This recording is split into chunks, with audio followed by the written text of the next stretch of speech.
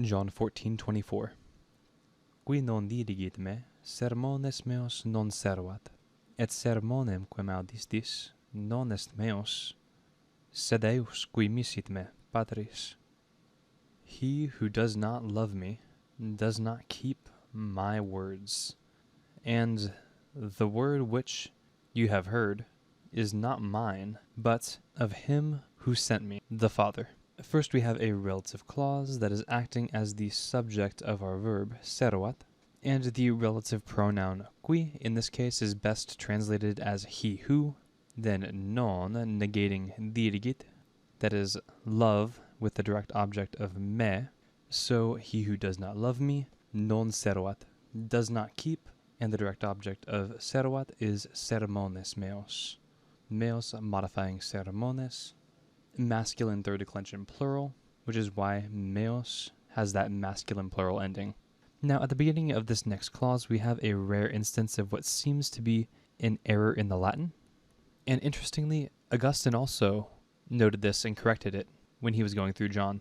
And then after Augustine, so also the humanists Valla and Erasmus corrected it as well.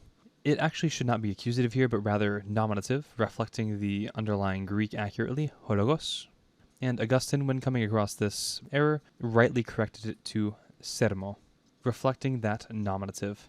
So the subsequent meos matches. Then we have this short relative clause, quem audistis, the antecedent of quem being sermonem, and it is accusative because it is the object of audistis.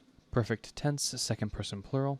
It is worth noting that the underlying Greek for audistis is present tense, but the sense is not really changed, so audistis is a perfectly fine translation here. So the word or message which you have heard, non est meus, not mine, sed eius, but his. Then we have a relative clause, qui misit me, and the antecedent of qui here is eius, and then Patris stands afterward in apposition. While the syntax may be a little bit strange here in this last clause, it is actually perfectly following conventions in translating Greek to Latin, even if it makes for weird syntax. This relative clause is representing the underlying Greek tu pensantos me, a substantival participle, and relative clauses are normally used to represent Greek substantival participles. And there is no explicit eius in the Greek, but is added for clarity in the Latin text. So while at first glance it seems a little bit of an odd syntax, it is in line with the conventions of translating from Greek to Latin.